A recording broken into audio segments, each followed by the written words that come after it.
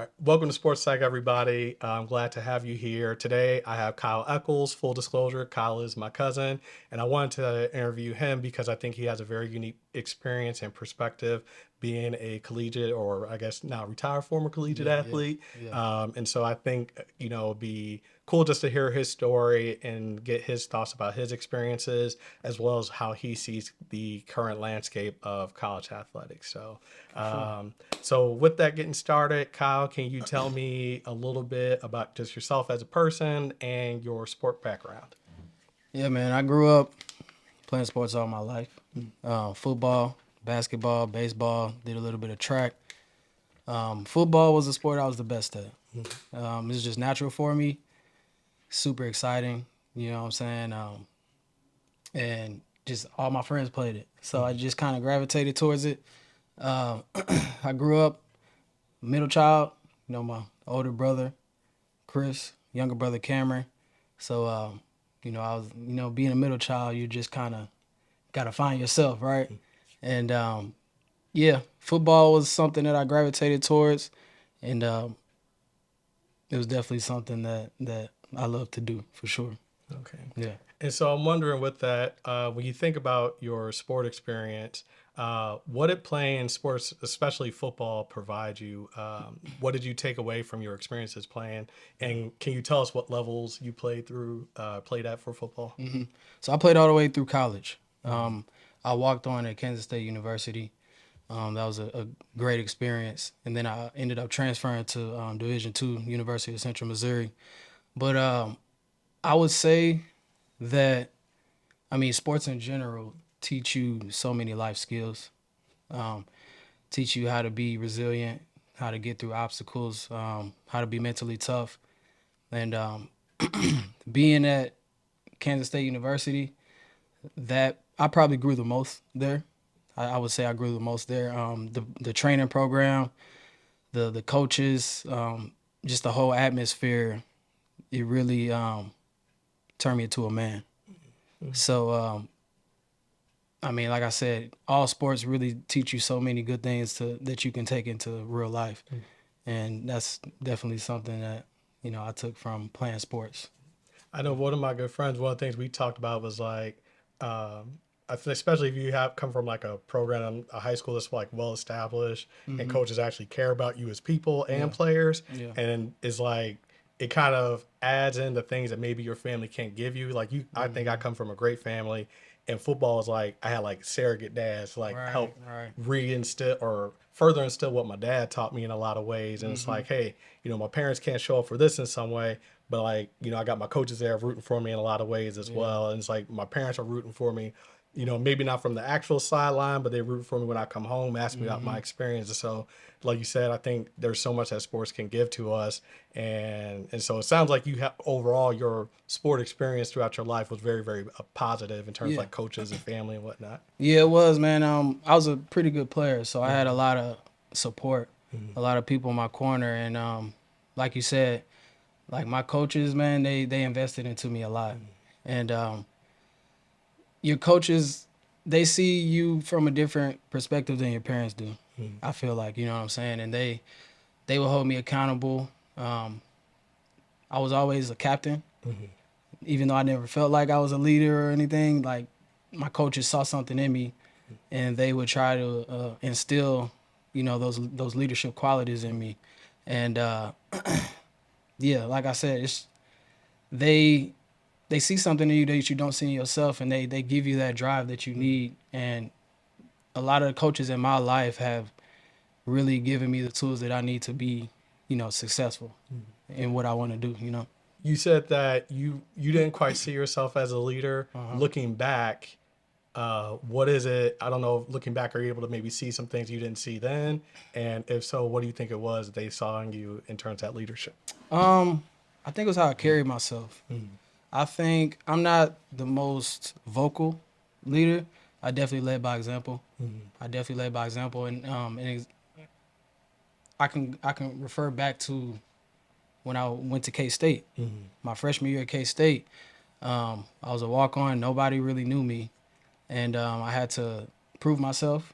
I had to earn everybody's respect, and I did that by putting in more work than everybody else in the building, man. So we would have, you know, 4 a.m. workouts. We would go to class after that. After class, we go to practice study hall, and after study hall, the day's over. But after study hall every night, I go into the facility and watch film until like midnight every night. You know what I'm saying? Um, Tyler Lockett, he was one of the receivers at Kansas State when I was there. I would meet up with him every Sunday and watch film. You know what I'm saying? I would be studying my playbook at night before I go to sleep. Like it's those type of things that the coaches notice that, you know, you earn their respect, and they can see like, okay, he's got some good qualities in him. So I guess my coaches just noticed that I wanted it more than others. You know what I'm saying? Okay.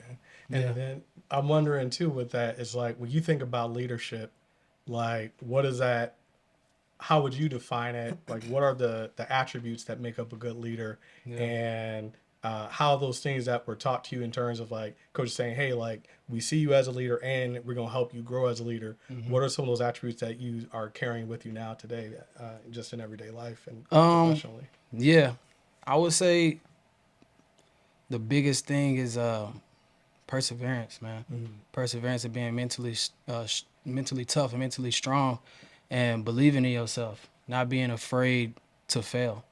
You know, when you can get through obstacles and see the good and the bad, you know, people are gonna follow you.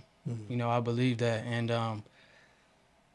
although life can get hard, things can go wrong, as long as you push through, you know, when you get on that other side, you'll thank yourself. You know what I'm saying? You'll Yeah. thank yourself. And I've had many times where I've felt like giving up, and I didn't, and I got to the other side, and I was like, okay, yeah, okay, and it gives you confidence when you do stuff like that. You know what I'm saying? So Yeah, I yeah, often tell people like, like anybody could start, but it's like, can you finish? Right? And like, you know what? Maybe I'm not going to finish the way that I want. I'm still going to finish. And it's like, objectively, you can say, well, you failed at this thing. It's like, maybe I failed. I still finish. And right. it's like, if even if I decide this is not for me, I know I went out there and I went as far as I could and made that decision at some point. Was like, you know what? Yeah, this isn't for me, and I'm cool with that. I didn't quit on myself though. Like Right. I saw it through as far as I wanted to or needed to. And I think like with me going into psychology, I really didn't understand the process. So it was like just keep working towards it. Find your way, you'll get there if that's what if you really want it. And Yeah. so, I think like you said with sports, that's something that I learned was like how to carry through. And it's like, you know what? I'm stuck with this. Well, let me go get some help. Right. And it helped me also. I think working with others, it's like as I don't have to like everybody. I can still respect them, and we can still work together to get something done at the end of the day. And it's Right. like I don't need to, as long as they're not doing anything out of pocket. I can work with people even if we don't have the best relationship. Right. I'm wondering for you, what led to you deciding to transfer, and what was the biggest difference between going from D1 to D2? Um. Well, for me, it was finances. You know, I was a walk on there, and I was trying to earn a scholarship. So I was there for a year and a half, and my last semester there was my spring ball. It was during spring ball, and you know I went and talked to the coaches, and I was like, I let them know my situation. Like, hey, I'm really trying to earn a scholarship. You know, do you guys have opportunity for me? They're like, yeah, we got you. I had an amazing spring ball that year. I really earned the respect of my teammates that year, and by the end of spring ball, you know, they said they had all of their scholarships were used up until like 2016. So I ended up leaving, going to Division II, University of Central Missouri. Had a good career there. Um, the biggest difference, I would say, the speed. The speed of the game is a big difference. The training, you know, it's a lot more intense at the Division I level than it is at the Division II level. And then just the mentality overall too. The mentality overall, it's a lifestyle at Division I level, and it's a full-time job. And you're not there to play no games. You're there to win games. You know what I'm saying? Yeah. You're there to get better. And at the Division One level, they're really, I think their core mission for the athletes is really to build character and grow men. You know, build real men in society. And when I left Kansas State, I felt like a man coming out of there. You know what I'm saying? So it's just the whole mentality really from Division One to Division Two. Now on the Division Two level there are amazing players. You know what I'm saying? The talent is still there. It's just the mentality really. Yeah. Because I know Delaney Walker, he went there. I don't know if he was there around the same time as you. Nah, he He was might have been gone by gone. the time I got Okay. there. Yeah. And I think he's a prime example, like, because, yeah, he went to the Niners and Washington. Titans. Yeah, Titans. Titans. Was he in Washington or was it Titans and the Niners? It was Titans and Niners. And he Titans. had a great career. I mean, I'm did. surprised that he low-key still isn't playing because I feel like he could still. I know. a freak. Yeah, like there's the politics of it, but Yeah. because I know he was from the Bay too. But it's like you said, it's like there's a lot of, I think, great talent. I'm thinking of Danny Woodhead. He was Division II leading rusher. The Mizzou player Corey Schrader, Division II leading rusher, and he's killing it with what people say SEC is like as close to the pros you can get for college. Yeah. And so I think, like you said, there's like there's great athletes. You know, maybe you see a little bit different athleticism, but there's other things like understanding the game and whatnot, and the pacing of it, like just different things that help people be successful, and then also the work ethic, not just physically but mentally. Right. And so I think, because I know a lot of times, like I think people get caught up on like I gotta go D1, and that's like end all be all, and it's like you could go D1. That doesn't mean your chance to go in the pros are gonna be that much better. Exactly. It's like, but if you get a scholarship, and on top of that, it's like, I think a big thing oftentimes people overlook is like, how are they going to treat you? Like, because like you said, you go some of these D1 programs, like you a body. Oh yeah, you just a number. Yeah. We used to call it K-State Penitentiary. Why did I call it that? I mean, you felt like you was in the pen, man. The way they treated you, like, you know, when you're in the recruiting process, it's all sweet and they buttering you up and telling you everything you want to hear. As soon as your parents drop you off, it's a whole different story. Yeah, go You know touch what that I'm saying? line. Like what? Yeah, it's real, man. It's not a game, and you really got to earn their respect. And the one thing I could say I did when I was there, I earned their respect. And I didn't coming out of high school. I was a good player, but I wasn't like a Division One type of player. But I knew I was good.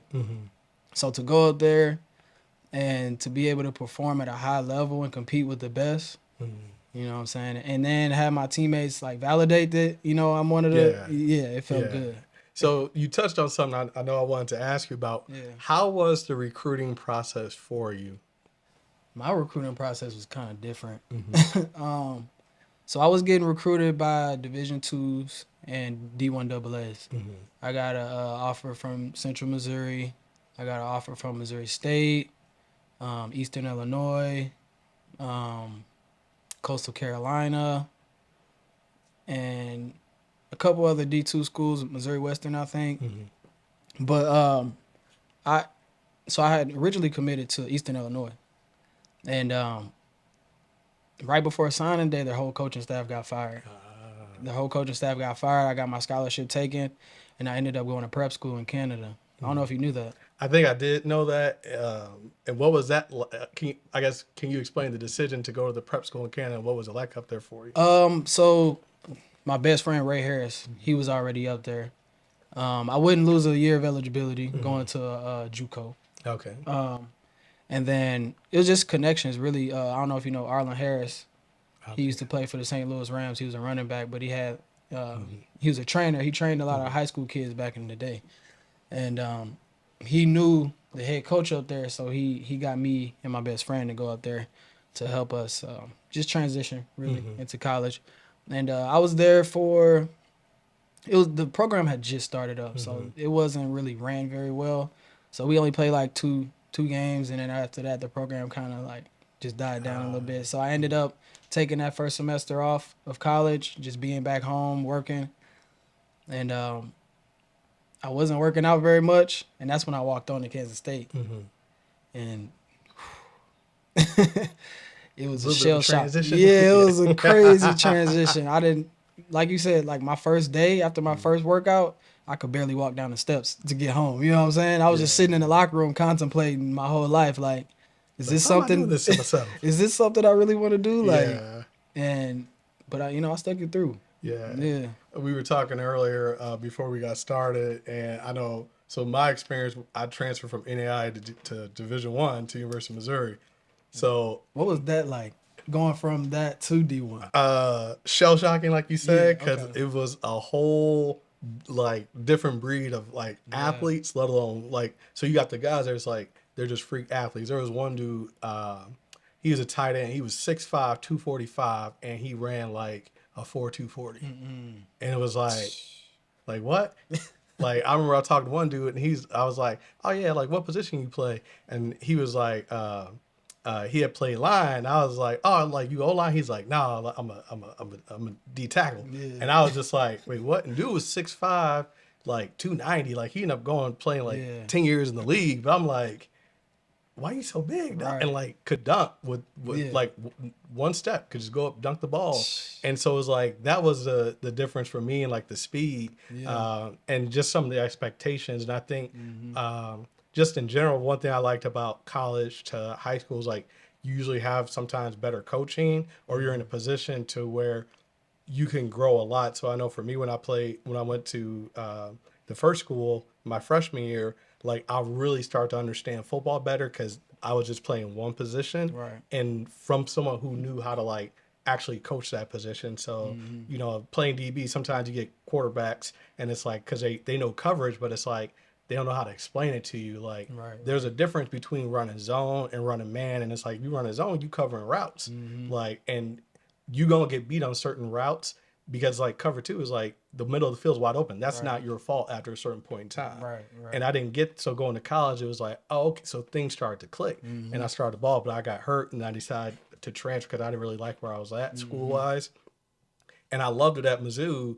It was just a lot of running, like to sprint the equivalent of a mile. Yeah. And I have horrible endurance, like bad. So I think it was that part of it. But every day that I came back, like we finished a workout, I come back, it was like, I know there are guys that are better athletes than me, Oh yeah. and they're quitting. And like dudes are losing respect for them. And I won so much respect for people because they were taking bets to see if I was going to come Yeah. back at the end of the winter. Yeah, especially coming for you where you came from. Yeah. They like, yeah. yeah, he ain't gonna make. They already looking at you like he ain't got it. Right. You know what I'm saying? And so I think, like you said, that part is like at that level, the guys that are like big recruit stuff, they know who wants it. Yeah. They know who's like, no, you're not here just because you want to wear a jersey and try to just like, get hype off of that and like more or less for clout. It's like, no, you actually doing this because you love it. Like it means something to you. And if they know you don't love it, they coming for you. So I think that was my experience. And so, what was it like for you in terms of, like you said, like when they saw like you were out there because like you love the game and you really trying to do something with it? Well, I wanted to touch on when I was watching film with Tyler Lockett, because I give him a lot of credit for how I elevated my game, because going and watching film by myself and watching film with the team and stuff like that, I learned a lot from my coaches and stuff. But sitting down with him and watching film, he really like taught me how to dissect the defense one, but just dissect individual players. You know what I'm saying? Just watching the DB, watching his footwork 1,000 times and what he does on certain routes and which foot he drops back first, and you know what I'm saying, which way he's leaning towards on each play. And doing that with him, man, during that spring ball, I was on scout team because I was a freshman. They had moved me up to with the ones. I was doing like one-on-one receiver drills with the DBs, like with the ones, and was like killing it. You know what I'm saying? Yeah. Like the older guys was like, yo, like this kid is like serious. You know what I'm saying? And like you said, it just built some respect because they saw that. And I was always underneath all the older guys, picking their brains. You know what I'm saying?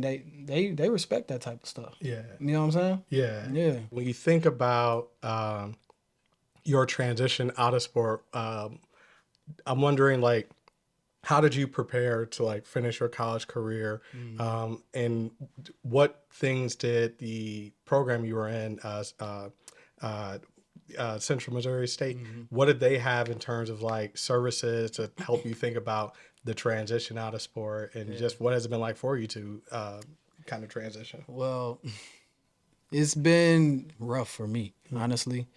Um, I'm sure every athlete can relate to this, but when you play ball and you going into college, you got one thing on your mind, and that's going pro. You know what I'm saying? That's Mm-hmm. going pro. And throughout my career, I always, because I was good enough and I was skilled enough, I knew I could play on to the next level, whether it was overseas or Mm-hmm. Canadian, you know what I'm saying? It might not have been NFL, but I never thought about life after football. And our school didn't really focus on helping us with that. Mm-hmm. You know what I'm saying?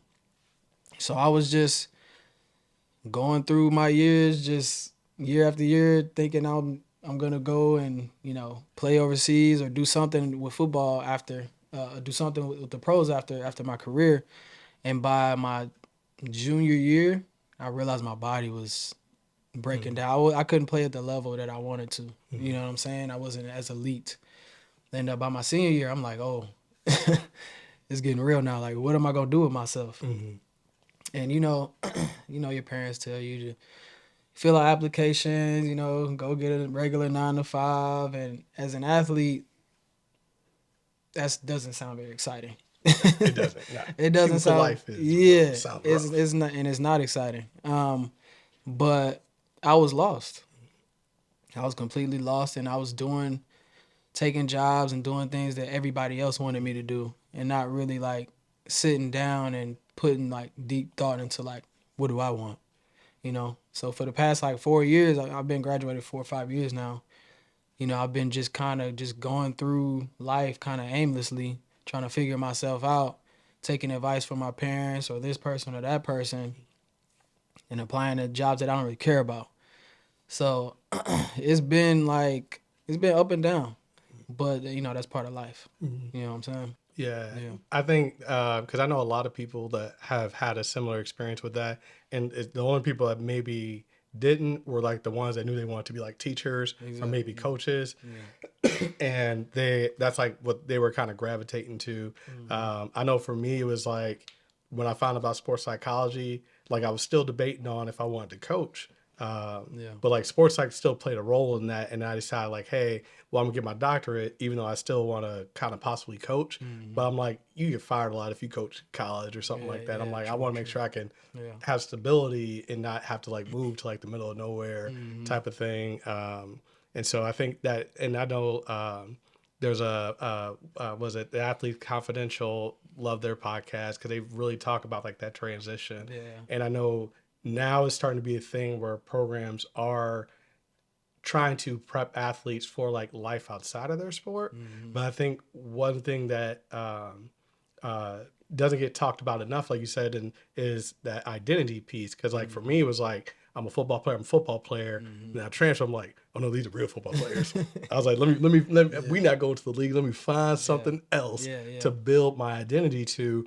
And I'm even though I'm a psychologist, I'm still trying to like figure out what that means for me, make that Mm-hmm. identity. And so I'm wondering for you, like, just how much was football part of your identity, and what are you doing now to try to explore other aspects of who you are Yeah. and build a new identity outside of sport? Yeah. I mean, football was everything. My whole identity. I didn't know who I was without football, Mm-hmm. and that was the hardest part for me. Once I graduated and I was out in the real world, I was just kind of like, okay, now like now what do I do? Mm-hmm. So I don't know who I am. I don't know what I like other than football. I don't know what interests me.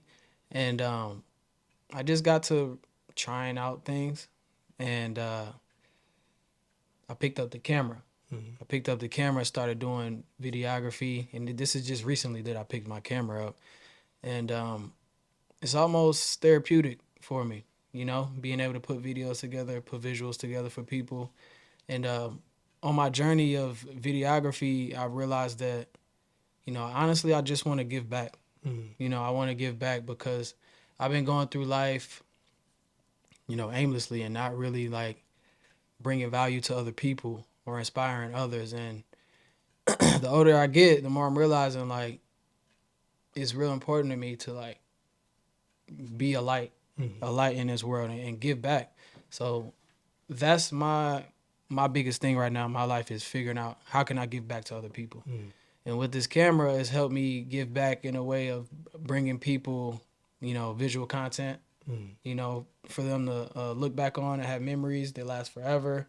Helping out businesses, wedding videos for my friends. Like it, it makes me feel good on the inside to be able to do that for people and see their reaction. You know what I'm saying? Yeah. So my biggest thing has really been just how can I give back to other people.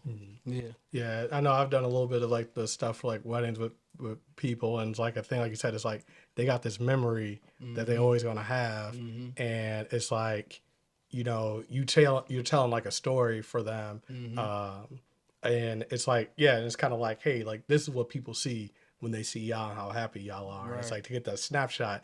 Like one of my closest friends, I did his wedding video during COVID, and it was like a thing of like, man, it's like these little moments y'all don't even realize how y'all interact. Yeah. It's like I got that, and it's like this is y'all. It's like I'm kind of telling a story, and I'm telling y'all a story. It's however this ain't scripted, so it's like these are Right. me catching organic Genuine, things. super Yeah, genuine, organic. and so Yeah. I'm wondering what that like just uh, being able to create like that, just like how is that fitting in with creating and like exploring your identity? Because I think there's something there with being a creator that it's like, you know what, I'm molding this this video, Right. but like, and also that's what we do with our identities. Like we Yeah. can change it up, we can mold it.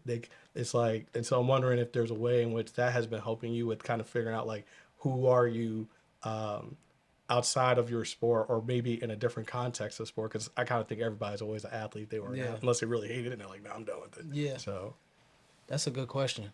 That's a good question. I think what I like about it is that it's something. It starts off as a thought in your head, a vision in your head.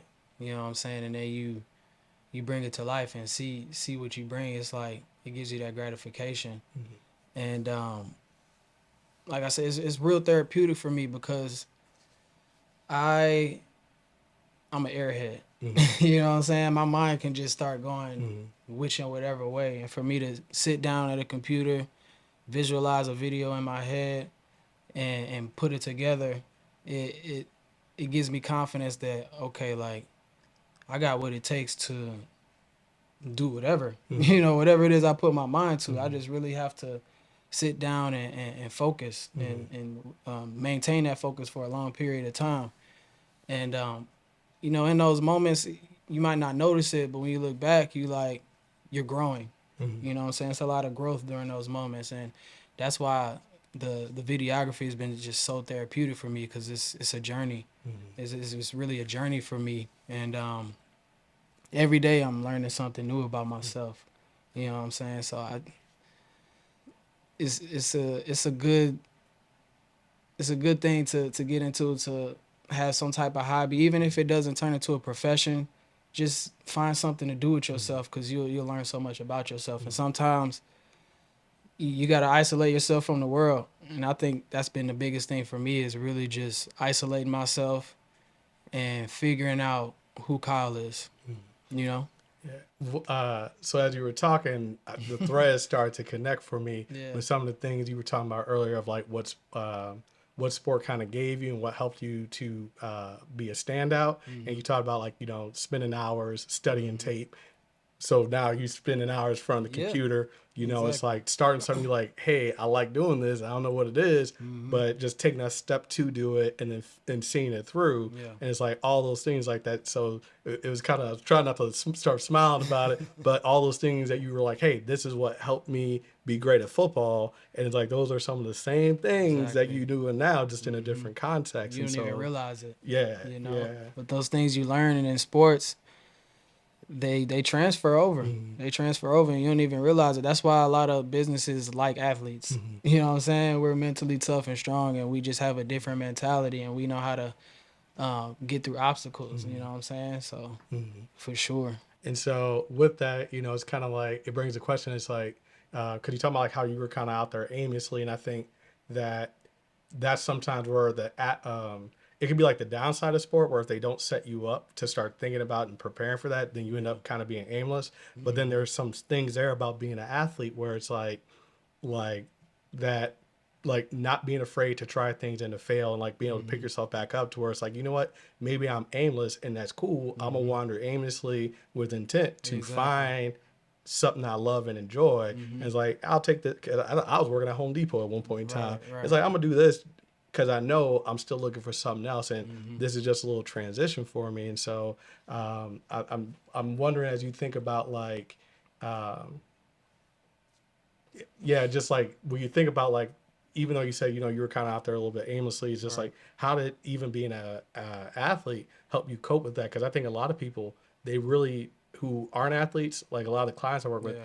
they struggle with that. It's like they graduate college, it's like, well, what now? And they feel Right. like they're failing versus like, you know what, maybe I don't know where I want to be just yet. And it's like, it's cool. Like I can tough this out, Right. you know, that mental toughness piece. So I'm wondering if that helped you at all with having that patience to kind of keep exploring and figuring Yeah. things I out. mean, it's a mentality. Mm-hmm. You know what I'm saying? It's once you get out into the real world and you feeling down about yourself and you feeling like you don't know what to do, as an athlete, you like you know who you are at the Mm-hmm. end of the day because you've been put in so many situations where you just have to figure it out, Mm-hmm. sports wise. That, like I said, it transfers over into life. So now it's like you got to tap into that Mm-hmm. mode, that Mamba mentality. Mm-hmm. You know what I'm saying? And just whatever it is you do, go all in. Mm-hmm. You can't half-ass it. You know what I'm saying? So it's like once you get in the real world, you really just have to tap into that athlete inside of you and Mm-hmm. remember who you are and just go from there. And just have faith that God gonna be by your side and everything else is gonna just figure itself out as long as you continue to be consistent in what you're doing. Mm-hmm. You know. Yeah. Yeah, I think that's been patience and consistency has been like I think the biggest things that I've taken away from Hmm. my experiences with sport. And with that, I'm curious because we kind of had touched on it a little bit. How would you define mental toughness, and what does that mean to you? And I ain't never thought about that before, but I would say mental toughness is really just one. I would say just believing in yourself. Mm-hmm. Understanding that you're not alone. A lot of people have been in your shoes. A lot of people have gone through what you've gone through. And just like they have what it takes, you have what it takes. And you really have to know who you are, know what your beliefs are, and stand on that. And faith is a big thing. Faith, you can't get through life without having some type of faith, you know. And I'm not, super religious or Mm-hmm. anything, but I believe in a higher power, and I believe that, you know, if you put your faith in that higher power, it's gonna work out for you. Mm-hmm. So really, just never having any, don't quit on yourself. Never having any type of quit in your mindset, and just having faith, man. And Mm-hmm. that's like the core of mental toughness to me. Mm-hmm. You know. Mm-hmm. Okay.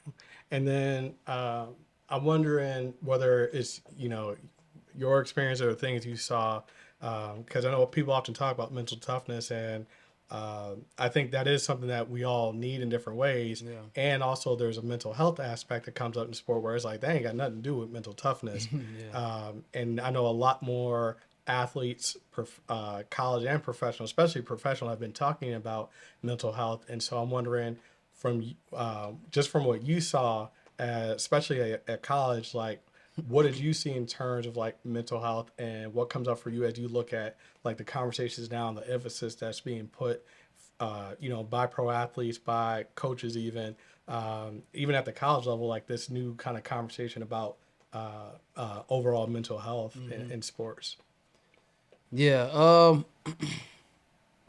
I think a big thing that has to do with the mental health like problems nowadays is social media. Mm-hmm. I mean, social media can be used for good, but There's also, bad side. There's the yin and the yang, right? And there's just so much distractions and so much people put all these just put all this crap on you. You know what I'm saying? And your mind is just always cluttered and you can never really think straight.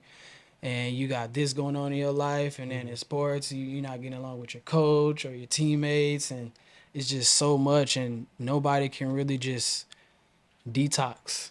It's just always clutter, clutter, clutter. And that's why I think isolation is such a huge thing for mental health, because you really can sit back and be with just you and God and you and your thoughts and figure yourself out. And it's something important to me, especially, what I've been dealing with in my life personally, isolating myself and really figuring out, okay, who does Kyle want to be? What does Kyle like? How does Kyle feel? And not really worrying about everything else, just figuring out myself and being one with myself. That's like, very important. And then from there you can go out into the real world and, be good with who you are.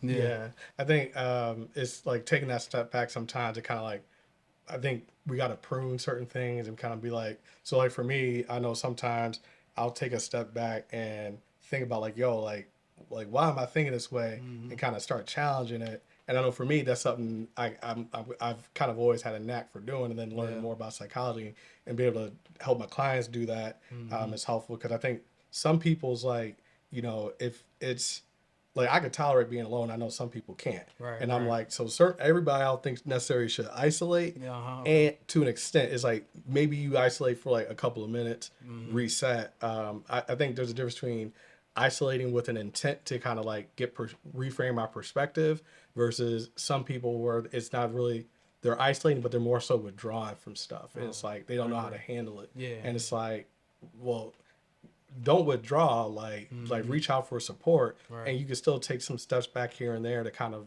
rethink things. But like I think there's a difference there, and I think that's where you kind of touch on is like being able to like talk to people, get different perspective, give input, taking their advice, because it's like, you know what, it's gonna help me for right now, and I can keep moving forward because I know they only want the best for me, and they know as long as I keep moving, I'm going to be all right. Right. They don't want me to be stagnant. And I know other people who, they don't have that support. Yeah. And that kind of now leads to another question. Is like, how did your support system help you in terms of transitioning into college, being involved in sports at a high level and competing at a high level, let alone the transition outside of sport?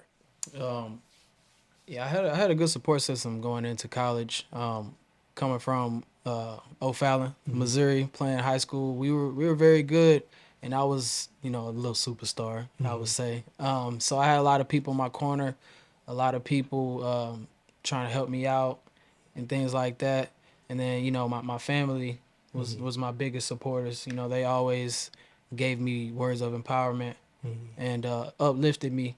What was the question again though? Just how your support system helped you with that transition into college, be you know being an athlete in college, let alone out. Because I think that's the thing. It's like, I know I had a great support system where it was like, hey, what do you want to do? Go do it. Cool. Yeah. We got your back. And if it's not for you, we gonna be here. For sure. And if you messing up, especially my dad, he's like, I'm gonna tell you. Yeah. I'm telling you, That- I'm telling you when you fucking up because I love you. That's exactly what I had, for sure. And it's good because I always had somebody to call. I always had somebody to call, and like you were saying earlier, it's good to isolate yourself, but it's also good to reach out for help. And my biggest supporters, like I said, We're gonna pop. yeah, All right, so we're back from some technical difficulties. What I want to ask you is, like, when you look at college athletics now, especially with football, what is the biggest difference that you see between when you were playing and now? And what are your thoughts about some of those changes? Like, do you think they're beneficial? as in the mental health side of things. All of it, like just all of it? NIL, the transfer portal, all these things that are kind of come up recently. Yeah. Just kind of, I'm wondering, like, if you were kind of with us, like, if you were an athlete now, like, how do you Yeah. think these changes that have come about would? I think impact you? there's some good to it. like with the NIL. I mean, it's incentive for the athletes to go out there and perform, you know, at a higher level and really be themselves and show their character. And you know what I'm saying? It's like it it makes it more fun, I feel like, you know, and it gives it gives players like a real reason to go out there and like, I mean, although you should already have that reason, just your why, but to have stuff like the NIL and everything, it's like you got a reason to get up and you know go out there and show your butt off, and I think it's very positive for players for sure. Okay. Yeah. I don't think the transporter was a thing when you were playing. No, no.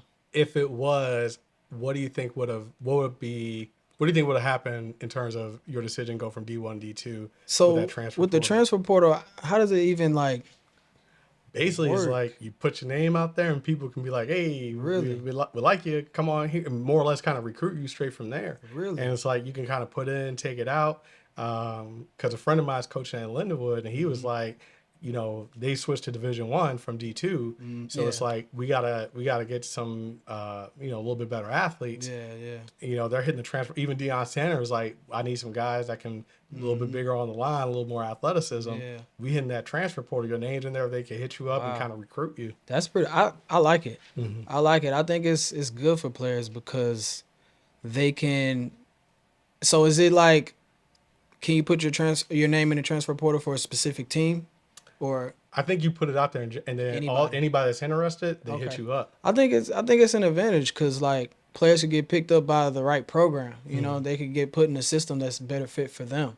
You know what I'm saying? And it's like it's really a win-win for both sides. You know what I'm saying? And I like the idea of it. I definitely wish we would have had that when I was playing. You know? Yeah, because I Yeah. think with that too is kind of like whether a person's on scholarship or not is like they can kind of let you know what they have for you, and then you can make that like, hey, we got a full ride for you. We want to come here, like you know, or partial whatever. And so I think, like you said, it's you know I think kind of gives athletes a little bit more autonomy. I know there is an issue of players jumping in and out Right. so many times and not really sticking through with things. Be like you transfer because you're not starting when it's like you haven't performed to be a starter. So that could be the downside of Yeah. it. You know, guys just feel like they could just jump from, you know, team to team because they feel like they're not getting treated well or not getting the same opportunities as people. But you know, at the end of the day, it's about how you perform, and you got to make yourself undeniable.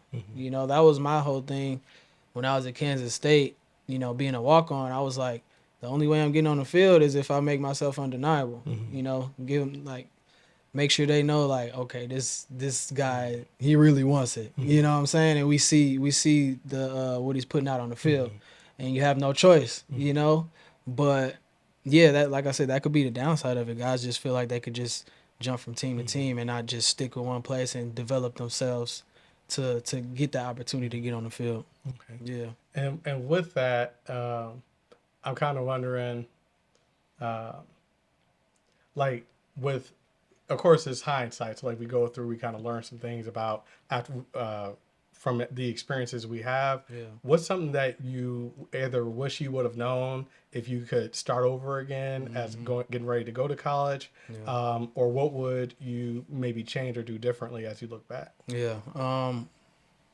I would say I wish I would have known that, you know, college is politics, you know, so you really got to have somebody in your corner, you know, when you get to a university that's gonna ride for you. Because when I got to Kansas State and even UCM, like the coach that was recruiting me from UCM, he ended up leaving the next year after I got there. So it was like I was starting from scratch all over again. Like I had to prove myself all over again because I didn't have no coach that was like really riding for me, you know.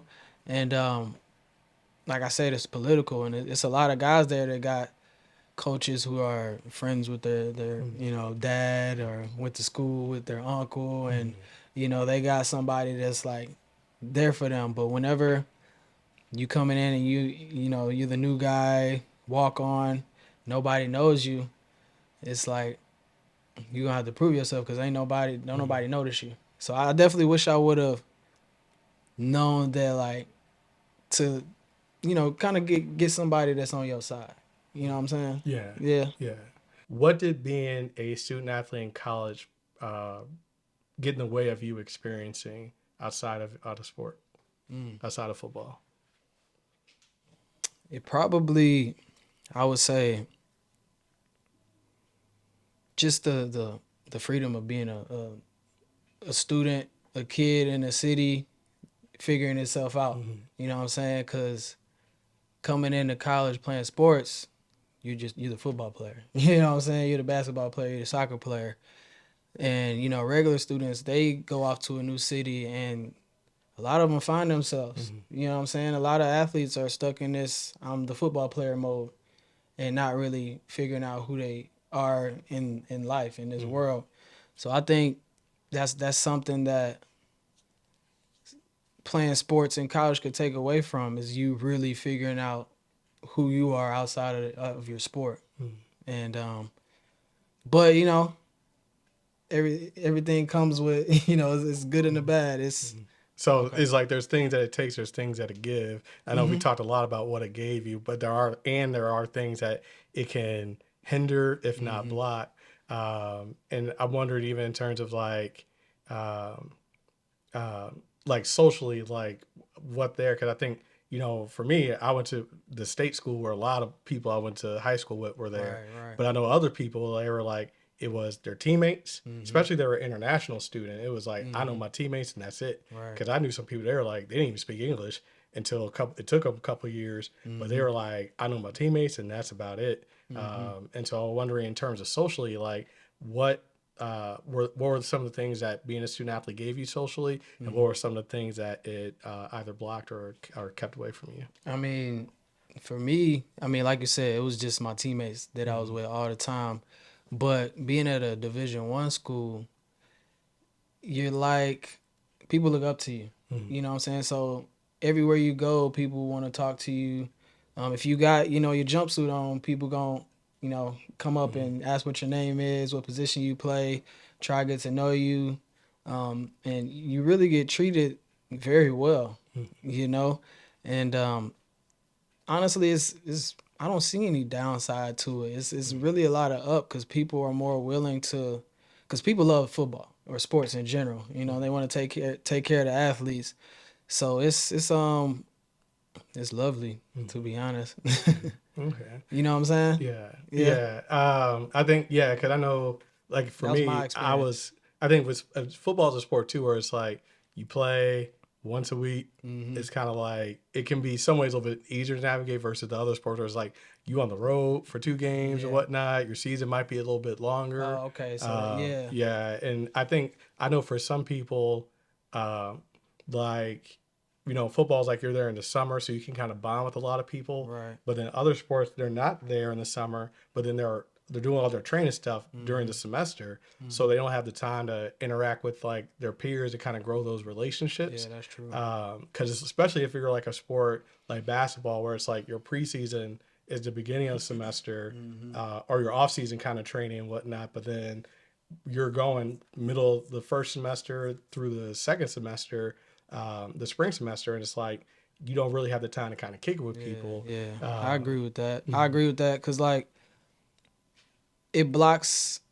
I feel like it could block blessings in a way. mhm, You know what I'm saying? Because there's so many opportunities out there, and you don't have the time to connect with the students. mhm, You know what I'm saying? And connect with other people out there because it's just football mhm, and it's just class. You know what I'm saying? So it takes away from you, in that aspect, because you could be out, out in the city hanging out and meet somebody who's into trading or mhm, into Bitcoin and mhm. whatnot. But being a football player, it's like you to the facility, you know, to class, to practice, and you don't Trying to get some have, swipes, get the yeah, calf. exactly, trying to get some swipes at the calf, and it's like you just in that world. Mhm, And it's a whole other world out there that you don't really get to experience until you're done playing ball. mhm. Yeah. Yeah, and I know also sometimes, at least I've had the experience of sometimes I think professors don't take you seriously, and maybe Mm-hmm. even other students is like if Mm-hmm. you care about a class or you care about school, and it's kind of like, you don't really want to be, and it's like, no, I Yeah. do, and it's like I'm interested in this. I'm just genuinely asking a question. I know sometimes I felt like I had to kind of prove to professors that it was like, no, I actually am interested in this, and that I'm not just here just because I gotta be. Right. It's like I'm here because I walked on, so it's like I gotta be in Exactly. class as is. Exactly. But But they come yeah, across so many athletes who hmm don't have an interest in what class they in, or hmm who sit in the back, don't ask questions. And I was one of those guys, and hmm it's hard because, like I said earlier, you going to training at 4 in the morning, and after training you got film, and then you go to class and you tired. You know what I'm saying? You fighting yeah. your sleep. You over there and head nodding and stuff like that. So hmm I could see why professors don't really take athletes serious. Yeah, Yeah. and I think that's the hard part. It's like there are those people that don't take it serious, and it's Hmm. like I'm tired, and I'm 100% wherever I'm at, showing up to your class. Right. It's like don't push me into that kind of route where Hmm. it's like then I check out because it's like, well, I know if I have a question, you're not gonna answer it. I raise Hmm. my hand, you just look toward everybody else, and everybody see me with my hand up.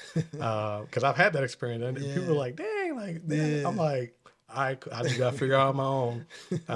And then I kind of we were talking about like the transition and whatnot, and just like um, looking back, things that can be different. I'm wondering what's something like if you had the magic wand to change something with, especially how college football is set up. What would you change, or what suggestion do you think will be helpful for like the conference or teams or universities or the NCAA even to do differently that might be more helpful for student athletes for them to succeed both on the field or court and off of it as an athlete and as a person. Yeah.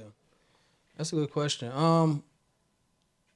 I feel like, I mean, you know, being at K State, being at UCM, they would have like guys coming in from the military, or men who've been through a tragedy in their life, lost a leg, or Mm-hmm. lost their eyesight due to some crazy incident.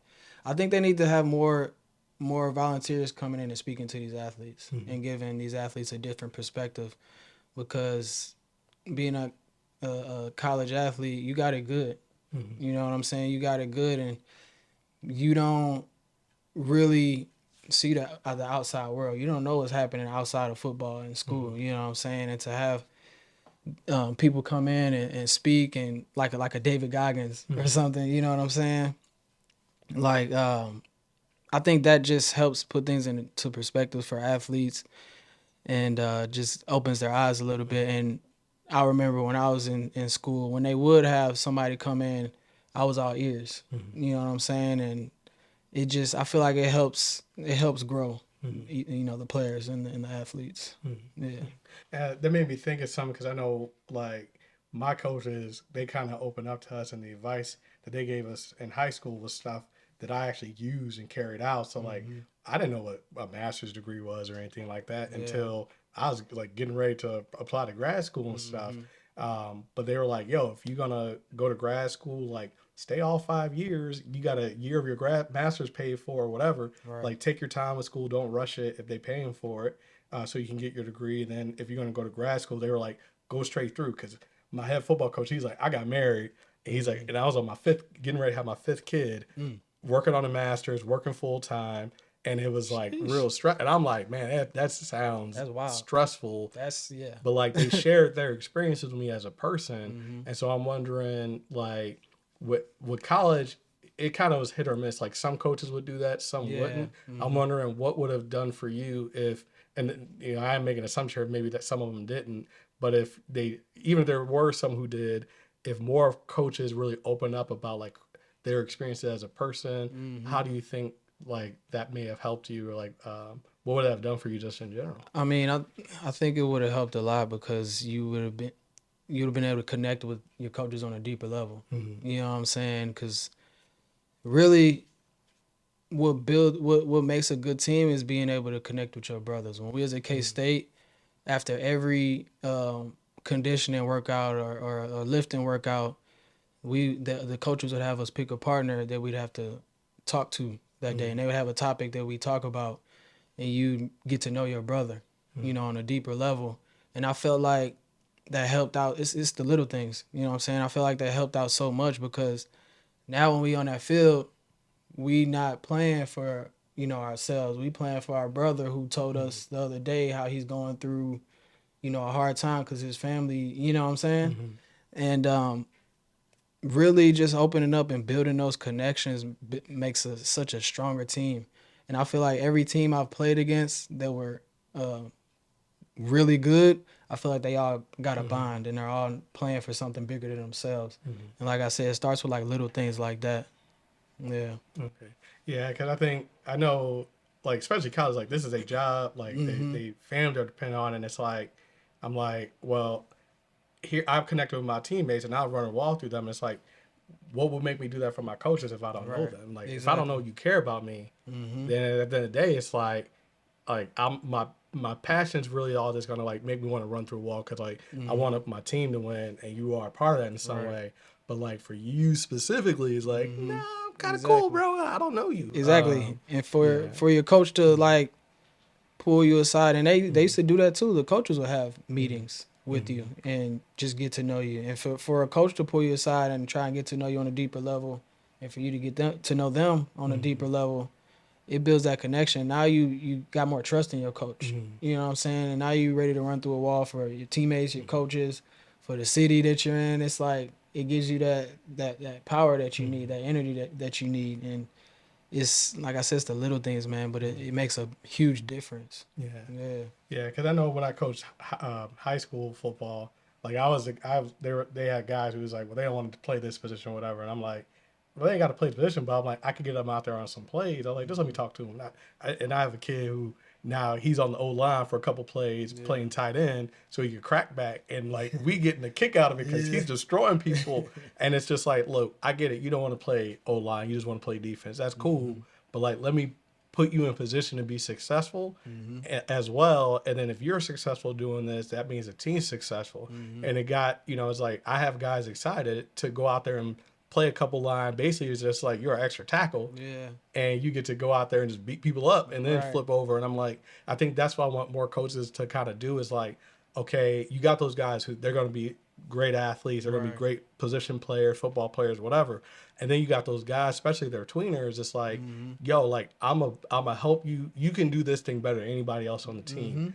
If you go out there, we're gonna be successful. It's like Right. you're not gonna go down there and Randy Moss somebody at 5'6", Yeah. but you know what? I'm gonna put you in the slot because you like a running back when you get the ball in your hands. And it's like you're making these plays that nobody else on the team can make, and that adds value. And I think that's what I one of the things I loved about like Bill Belichick is how he takes those guys. It's like, Yeah. well, you were a quarterback, but I'm gonna put you a wideout to be great at this. Right. And it's like, how can I help you be successful? It helps us like doing like, it's like I look for greatness in people.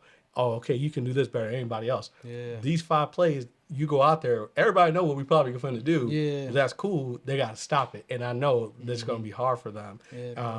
Go ahead. Yeah, I was about to say, not many coaches have that though. Not many coaches can see great qualities in individual players. They just, whatever the player is there for, that's what you're doing. You know what I'm saying? And as a coach, you got to dig a little deeper, and that's why you got the Bill Belichick's and the Nick Sabans. You know what I'm saying? They dig deep into their players individually.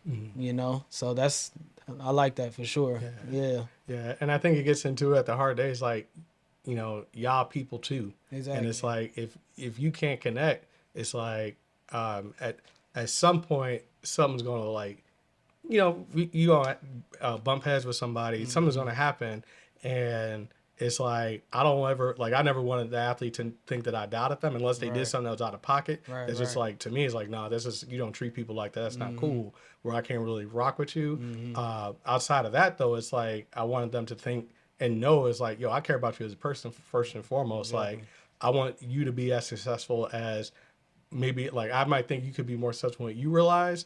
At the end of the day, whatever you want to do is like I want to try to help you get there. Exactly. Maybe you do, maybe you don't. That's outside, my control, maybe even yours. At the end of the day, you knew that I never doubted you and was willing to try to help you figure out how to do it in some way. Exactly. Including keep it real. It's like, you know what?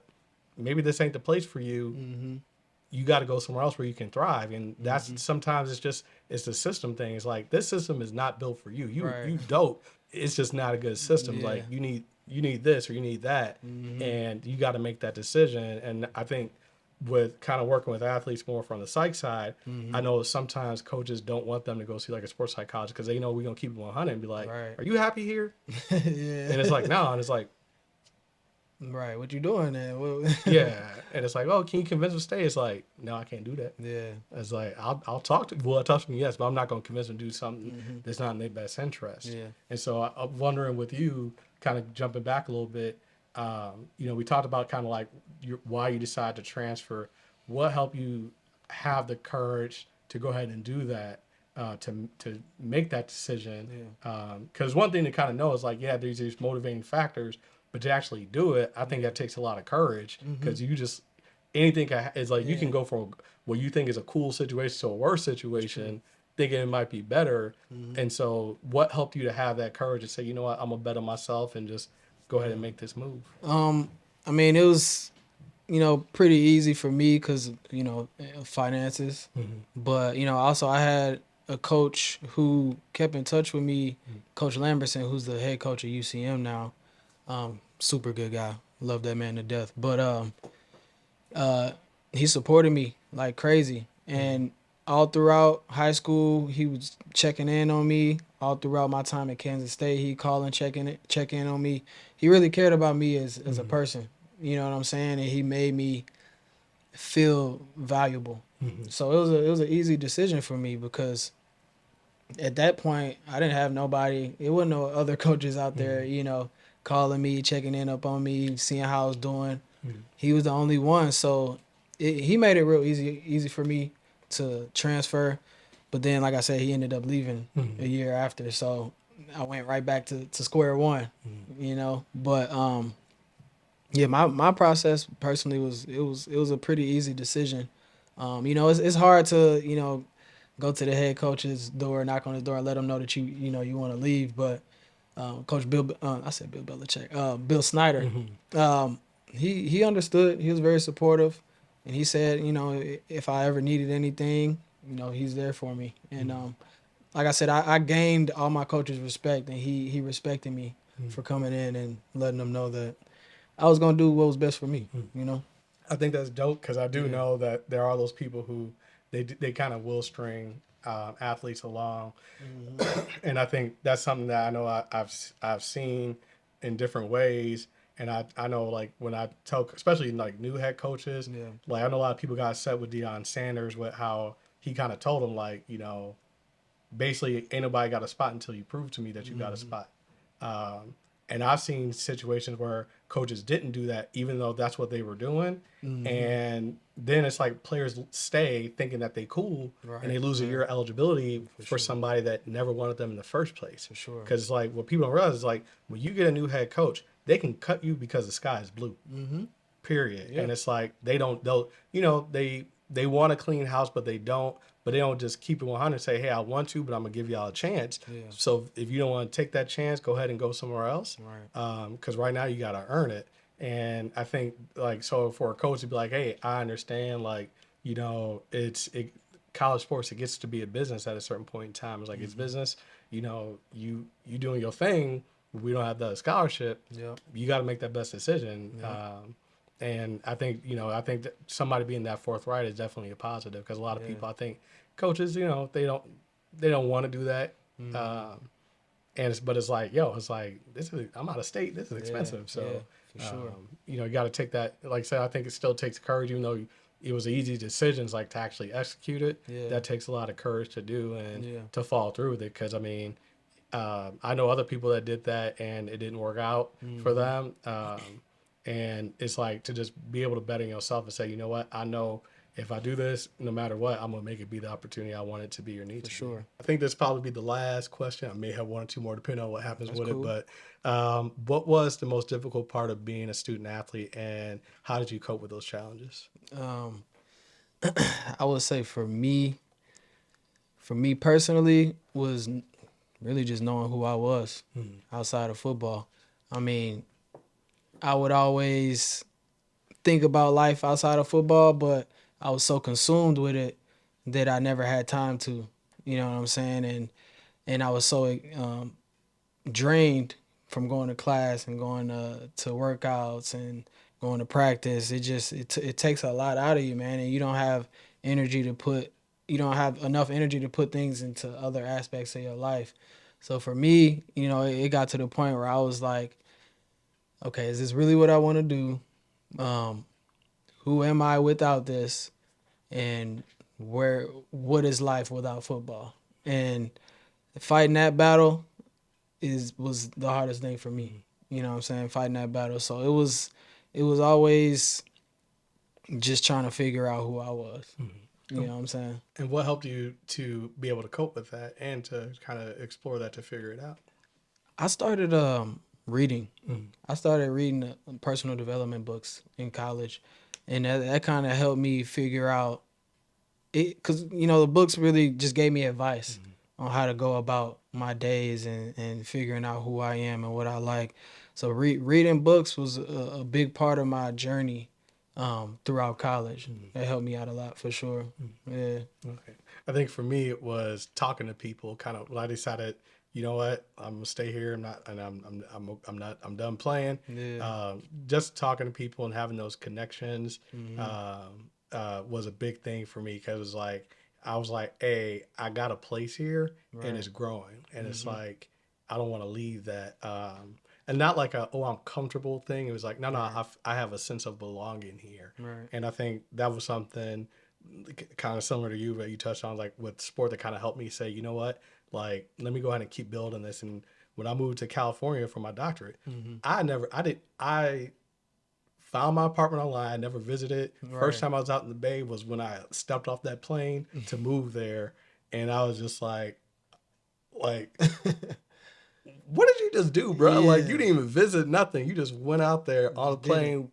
Was like, I hope this is not a crappy apartment that didn't get me with the, Hey, that's where the faith come in. right. You know. And I love that because that's the thing I tell people is like, yo, you got to invest in yourself. Like at some Mm-hmm. point, you got to make a decision to go all in on yourself to get what it is you want. Mm-hmm. Whether you get it or not is one thing. Um, you always doubt the fact that you never tried or you never put it Exactly. all in.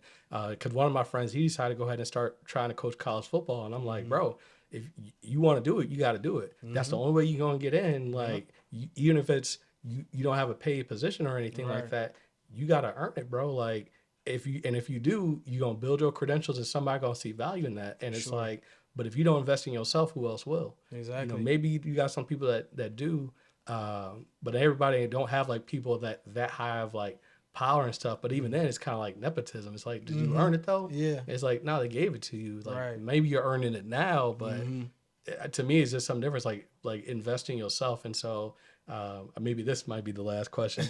What has helped you to really start just you didn't mention face, but just start to take those chances on yourself and invest in yourself to kind of build the life that you want, the identity you want?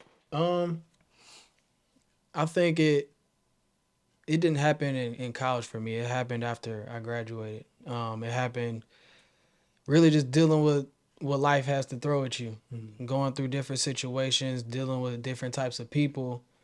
You figure yourself out kind of, throughout these situations in life, and dealing with a lot like people who take advantage of you, who lie to you, who betray you.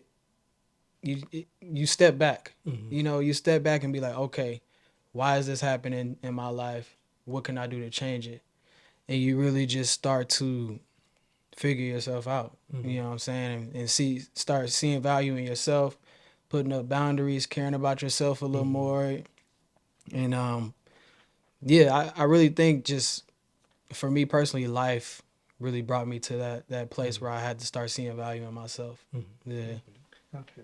Yeah, because I know I talk to, like with some of my work that I do and just meeting people, I know like student athletes when they are, going into life now, like that's something that they struggle with because it's like, you know, sports is kind of like a family where it's like, all Mm-hmm. right, look, I gotta tolerate you, like we gotta, it's like we might fight at the end of the day. I ain't gonna let nobody else fight you, Right. but they get out of that and they're like, well, I don't want some of these relationships like that. Like I want people Mm-hmm. that want to be here, and it's like they will struggle with trying to like make friends and whatnot and do Right. certain things.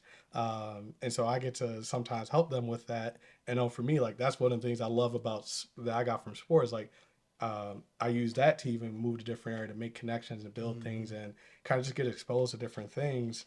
And so I love the fact that it's like, you have taken what life has given you, say, you know what, I'm gonna use that as fuel Exactly. to invest in myself and make something. Cause it's like, at the end of the day, it's like, I think sport is a allegory. It's like it can imitate some of the difficult aspects of life that maybe it's not realistic. It's like, well, you Right. didn't run hard enough to touch this line. And it's like, okay, Right. sure, like I'm tired, but it's like, they making you do it just to prove to yourself that you can do it, even though you don't need to. And it's like when you get stuck in a situation, I know for me, it's like, you know what, I've done this, I've done that, I can figure this part out. It Yeah. might take a little bit more time than what I want, and I know I want it. So it's like that's that investment. For sure. Yeah. And I think it, like you said, it's about using what you learned as fuel, but also using it for good. Because some people can use it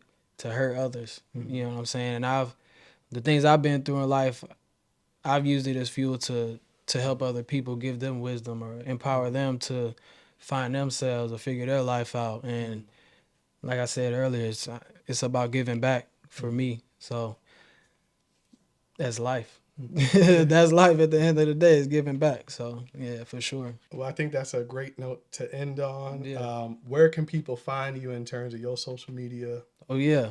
You can find me on Instagram, FY_ECH19 on Instagram. That's all I got right now. What about So YouTube? Yeah, YouTube. I do got a YouTube. My YouTube is Find Yourself Productions. So check me out on YouTube. I like to drop a lot of content. I'm pretty new in it, but I love it. I have a passion for it, and I just love creating visuals for people to see. So definitely check me out and show me some support, man. And Yeah. so if you need somebody to do some video work, check it out. Hit him up. Like I said, I was telling him, I think I know he's been doing it for not that long, and I'm like, it looked like you've been doing it for a while. I know people tell me that, and I think Yeah. he's way past me with just I the editing appreciate and it. whatnot. And so, if y'all looking to hire a videographer, I'm telling you, weddings, sports, he got. Let me know. Check it out. Anything. Check it out. Yeah. So, but definitely. So, appreciate you coming on, man. Like I Yeah. said, this is like kind of the same thing. It's like for me, it's like I love helping people. I think. How I've learned from hearing people talk about their experience, I'm sure there are people gonna watch this and be like, I can learn something. I didn't think about that, or to know. Really, the biggest thing is that they're not alone. Like Yeah. with some of the people I've talked to, I mentioned it before, but the Athletes Confidential, I've shown clips of that to people and stuff. I've shown like the pivot. I love the pivot, and when I show things, I've had so many student athletes come in and be like, "Hey, like." They went through what I'm going through now, and they in the pros, and it's like I don't, just them not feeling alone. They were like, you don't know how much that helped me. Right. Like because I've done some presentations and stuff, and they come in and they'll be like, yo, like I thought I was the only person going through that, and I'm glad that you showed that clip. Yeah. And because they were just like, you saying that, yeah, no one's ever, other people go through this. You just saying, and then they show the clip, Right. and they're like, nah, like I know who Fred Taylor is, and he talking about it, and it's like, it's real, and so Yep. that's that part. And for me, like I said, that was something that helped me personally. And I know, just like I said, I've had people tell me, just hearing other people's stories, they were like, even if I was a whole different experience, they're like, I could feel what they felt, and even though our situation different, I could tell that they were being genuine, and that helped me. So, thank you very much for doing this. I know, like I said, it's I'm still getting comfortable from the camera and everything, so I know it can be awkward and whatnot. No, but I appreciate you. This is my first time doing a podcast, getting on camera, talking on mics and lights and stuff like that. So